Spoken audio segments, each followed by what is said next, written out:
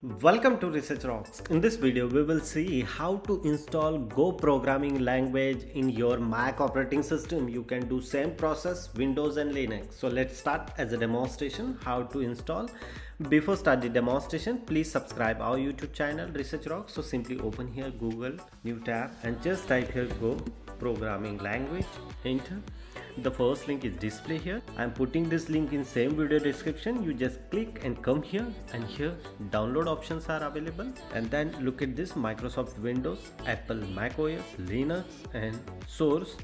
So I just simply click here, Apple macOS 10.13 or later version, Intel 64-bit processor.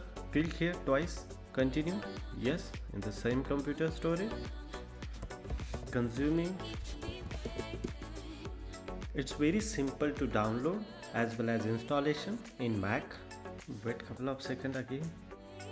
Almost is done. Installation successful. Close. Move to Thrash. And it's very simple to install Go programming language. Hope you like this video. Before leaving, please subscribe our YouTube channel and follow me on Instagram. Same Research Rocks. Till then, Jai Hind, Vande Mataram.